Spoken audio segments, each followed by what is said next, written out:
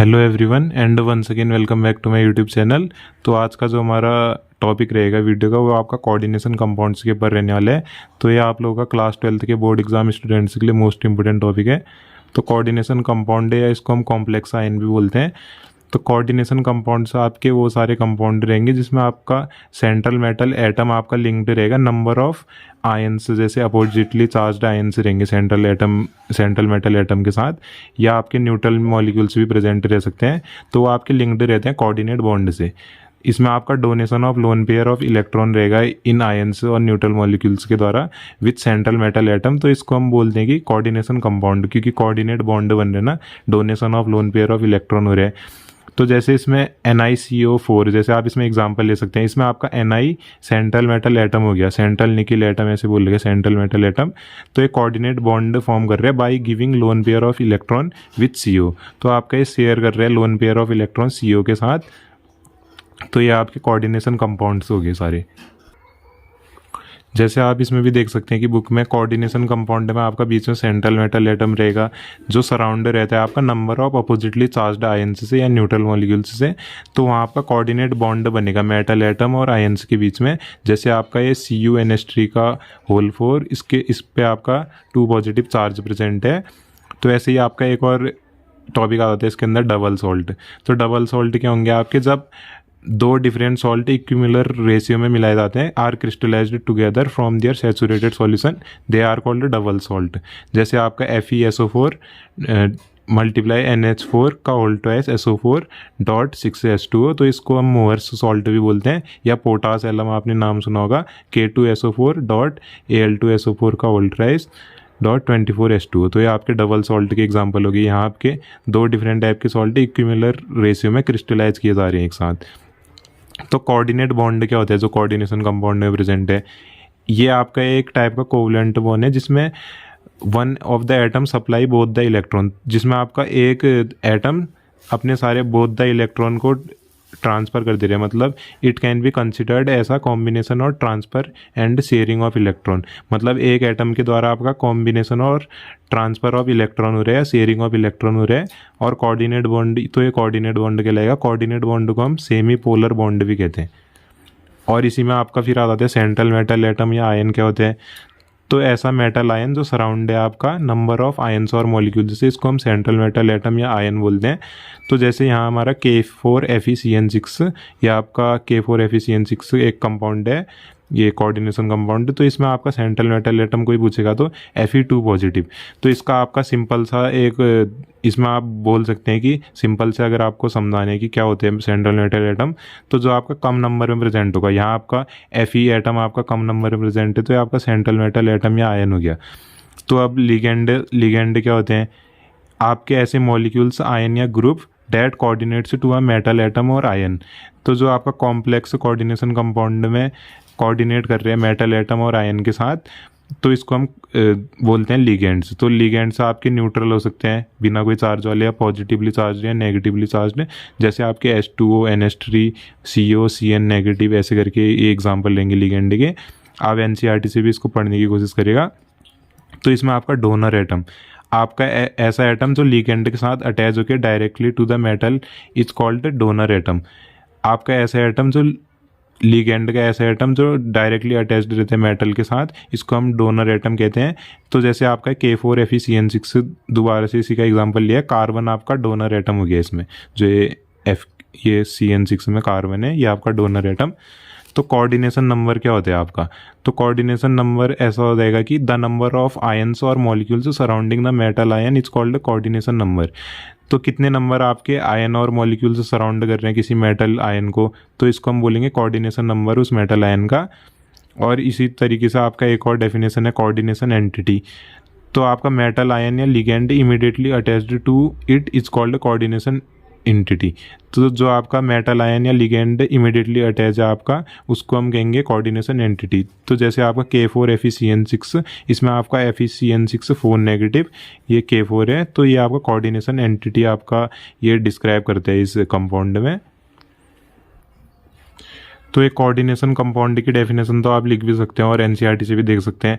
ऐसे सारे कंपाउंड रहेंगे आपके जिसमें सेंट्रल एटम लिंक रहता है नंबर ऑफ न्यूट्रल एटम और न्यूट्रल मॉलिक्यूल्स आयंस के साथ इस कोऑर्डिनेशन बॉन्ड के द्वारा, जिसमें आपका सेंट्रल मेटल आयन डोनेशन करता है लोन पेयर ऑफ इलेक्ट्रॉन का। तो एग्जांपल से समझने की कोशिश करिएगा। NiCO4 में आपका सेंट्रल निकिल एटम बाय ये आपका लिंक है CO मॉलिक्यूल्स के साथ। ये जो CO मॉलिक्यूल्स हैं ये सेंट्रल मेटल एटम हो गया, ये आपका गिव कर रहे हैं lone pair of electron CO के साथ शेयरिंग कर रहे हैं, मतलब कोऑर्डिनेट बॉन्ड बना रहे हैं। तो इसमें if the species formed by linking of ions और molecules by coordinate bond to the central metal atom carries positive and negative charge. तो अगर आपका स्पीसीज जो लिंक है लिंकिंग ऑफ आयंस और मॉलिक्यूल्स से कोऑर्डिनेट बॉन्ड के साथ लिंक रह रहे हैं, तो सेंट्रल मेटल एटम के साथ उस पर पॉजिटिव या नेगेटिव चार्ज प्रेजेंट है, तो इसको हम कॉम्प्लेक्स आयन बोलते हैं। तो जैसे आप कोऑर्डिनेशन कंपाउंड या कॉम्प्लेक्स आयन कुछ भी बोल सकते हैं।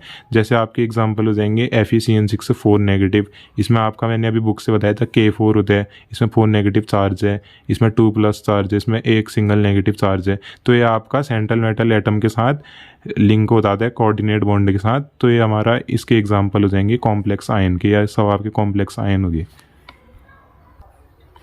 तो इसलिए बोल रहे हैं कि हम सारे कोऑर्डिनेशन कंपाउंड को कॉम्प्लेक्स आयन भी बोलते हैं, जिसमें आपके ऐसे कंपाउंड जिसमें कॉम्प्लेक्स आयन प्रेजेंट रहेंगे। जैसे K4 FeCN6 ये आपका FeCN6 नेगेटिव कॉम्प्लेक्स आयन हो गया। ये आपका एक और कोऑर्डिनेशन कंपाउंड CuNH3 का होल 4 SO4, इसमें आपका ये कॉम्प्लेक्स आयन हो गया। ये SO4 नेगेटिव आपका ये इसमें प्रेजेंट है लिगेंड।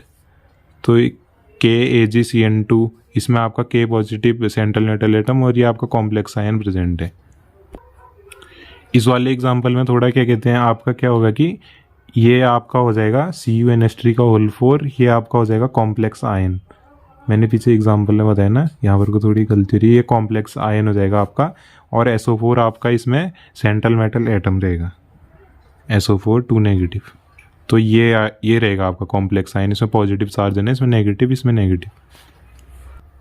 तो अब आपके कॉम्प्लेक्स कितने टाइप के होते हैं? कॉम्प्लेक्स आपके 3 टाइप के रहेंगे। पहला आपका complex in which complex ion, जिसमें कॉम्प्लेक्स आयन आपका पॉजिटिव चार्ज रहेगा, उसको हम कैटाइनिक कॉम्प्लेक्स कहेंगे। जैसे NiNH3 का होल 4, इसमें 2 पॉजिटिव चार्ज है, तो ये कैटाइनिक कॉम्प्लेक्स। अगर नेगेटिव चार्ज प्रेजेंट रहेगा तो एनाइनिक कॉम्प्लेक्स, जैसे FeCN6 का होल 4 नेगेटिव, AgCN2 का होल नेगेटिव।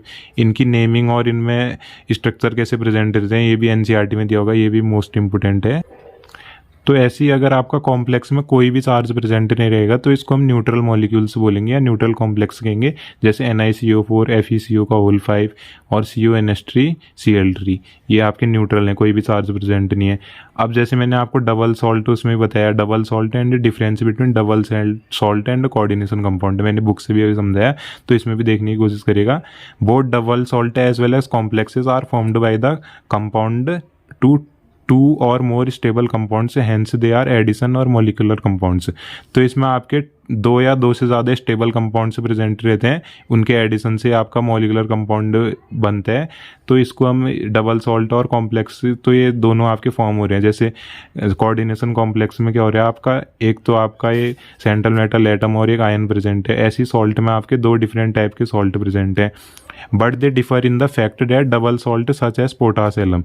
तो इसमें डिफरेंस क्या रहेगा, जैसे डबल सॉल्ट आपका पोटास एलम, मैंने अभी बुक से ही बताया, इसका फॉर्मूला हो गया K2SO4.Al2SO4 का होल ये थ्राइस .24H2O। इसमें आपका completely give their ions when take in water. तो ये आपका पूरे आयंस दे देगा जब इनको वाटर में ले जाएंगे। लेकिन अगर आपका कोई कॉम्प्लेक्स है, complex ion almost does not dissociate, तो ये आपका डिसोसिएट नहीं होता अगर कॉम्प्लेक्स आयन रहेगा। जैसे कॉम्प्लेक्स है आपका K4 FeCN6 with the help of water change their ion like this. तो ये वाटर में, जैसे आपका ये कॉम्प्लेक्स आयन है K4 FeCN6, इसको हम वाटर में डिसोसिएट कर रहे हैं, HCl ले रहे हैं, तो 4K पॉजिटिव, ये कंप्लीटली डिसोसिएट नहीं हो रहा है आपका, लेकिन डबल सॉल्ट हो जा रहे हैं। तो यही इनमें डिफरेंस है। देख सकते हैं आपकी ये डबल सॉल्ट को जब हम वाटर में ले जा रहे हैं तो ये डिसोसिएशन हो जा रहा है इसका, ये K2SO4 Al2SO4, ये पोटास एलम है ना, जो 2K positive Al3 positive SO4, ये पूरा टूट जा रहे हैं। तो इसी तरीके से आपके some important terms used in coordination compounds हैं, जैसे लिगेंड्स या सेंट्रल मेटल एटम और ion. In the formation of coordinate bond the anion or neutral molecule act as electron pair donor. तो इसमें आपका कोऑर्डिनेट फॉर्मेशन होता है जो आपका कोऑर्डिनेट बॉन्ड का, तो एनायन या न्यूट्रल मॉलिक्यूल आपका एक्ट करते हैं इलेक्ट्रॉन पेयर डोनर की तरह, लेकिन आपका जो मेटल एटम या आयंस हैं वो एक्ट करते हैं इलेक्ट्रॉन पेयर एक्सेप्टर की तरह। Then between them the bond formed is called as coordinate bond which is shown by arrow. तो इसको हम एरो से दिखाएंगे, कोऑर्डिनेट बॉन्ड को एरो से दिखाते हैं, बोल रहे हैं from ligands to central metal atom, ligand से सेंट्रल मेटल एटम की तरफ। तो आपके इसमें भी लिगेंड्स भी डिफरेंट टाइप के रहते हैं। लिगेंड्स आर दोज आयंस और compounds which are bonded with central metal atom. तो ये आपके सेंट्रल मेटल एटम के साथ बॉन्डेड रहेंगे बाय कोऑर्डिनेट बॉन्ड। तो ये आपके डिफरेंट टाइप के रहते हैं। Unidentate ligands, the ligands in which only one electron atom which give their one electron. तो ये आपका एक ही इलेक्ट्रॉन को डोनेट कर रहे हैं, तो हम यूनिडेंटेड लिगेंड, ये देख सकते हैं कि आपका ये एक ही लिगेंड मतलब एक ही इलेक्ट्रॉन पेयर दे रहे हैं सेंट्रल मेटल एटम को, यूनिडेंटेड लिगेंड। तो ये भी आपके दो टाइप के रहते हैं, न्यूट्रल या एनाइनिक। न्यूट्रल नो चार्ज है H2NH3, एनाइनिक में नेगेटिव चार्ज है। और बायोडेंटेड लिगेंड में दो एटम विच गिव 2 इलेक्ट्रॉन दे रहे हैं आपका ये। This is also of 2 type, neutral और एनाइनिक। तो ये न्यूट्रल आपका जैसे इसमें कोई चार्ज नहीं है, इथाइलिन डाइएमीन कोई भी चार्ज प्रेजेंट नहीं है इसमें। और एनाइनिक में देख सकते हैं आपका नेगेटिव चार्ज प्रेजेंट है। और ऐसी एनाइनिक के आपके सारे एग्जांपल हो गए, carbonate ion, sulphate ion, oxalate ion, negative charge present है। और ऐसी आपके polydentate ligands, in this type of ligands which gave there 2 electrons. तो ये आपके 2 इलेक्ट्रॉन से ज़्यादा दे रहे हैं सेंट्रल मेटल एटम को, तो ये आपके पॉलीडेंटेड लिगेंड्स होंगे। जैसे example diethylene triamine is a polydentate ligand. तो ये आपका ट्राइडेंटेड लिगेंड हो गया डाईइथाइलिन ट्राइएमीन, ये इसका स्ट्रक्चर रहेगा। ट्राइडेंटेड लिगेंड रहेगा आपका डाईइन करके, ऐसे इसको तो आप इसकी डबल सॉल्ट कॉम्प्लेक्स सॉल्ट की और ब्रीफली अगर डेफिनेशन लिखना चाहे तो ऐसे भी लिख सकते हैं, when the solution of 2 simple salt is heated till their crystallization. तो आपका सॉल्यूशन 2 डिफरेंट सिंपल सॉल्ट का हीट किया जा रहा है जब तक उसका क्रिस्टलाइजेशन नहीं हो जा रहा है। Then there occur the formation of an addition compound. तो वहाँ आपका एक एडिशन कंपाउंड का फॉर्मेशन हो रहा है which can be of the following types.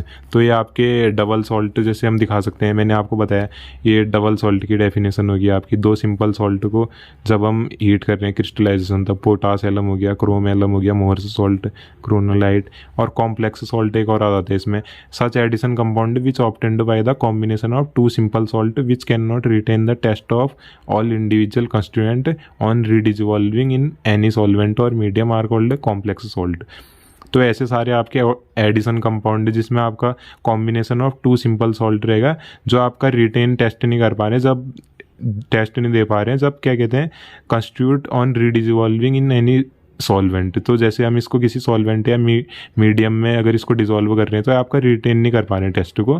तो ऐसे सारे आपके सॉल्ट रहेंगे सिंपल सॉल्ट का कॉम्प्लेक्स, इसको हम कॉम्प्लेक्स सॉल्ट कहेंगे। लेकिन आपके ये रिटेन कर रहे हैं टेस्ट तो ये आपके डबल सॉल्ट हो जाएंगे।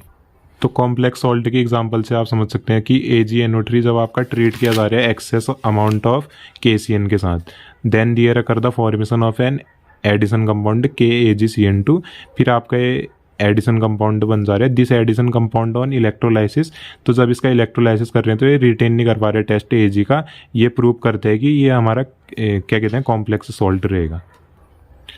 तो कोऑर्डिनेशन नंबर तो मैंने आपको बताई दिया, ये भी इंपॉर्टेंट ही है कि नंबर ऑफ यूनिडेंटेड लिगेंड आपके जितने प्रेजेंट रहेंगे attached to central metal atom ion के साथ बॉन्ड के द्वारा, इसको हम कोऑर्डिनेशन नंबर कहते हैं। In other word coordination number में भी डिफाइंड एज द कितने नंबर ऑफ एटम आपके लिगेंड के साथ बॉन्डेड है, या सेंट्रल मेटल एटम के लिगेंड आपके of the ligands which are bonded to central metal atom, कितने नंबर ऑफ एटम आपके लिगेंड के बॉन्ड है सेंट्रल मेटल एटम या आयन के कोऑर्डिनेट बॉन्ड के द्वारा।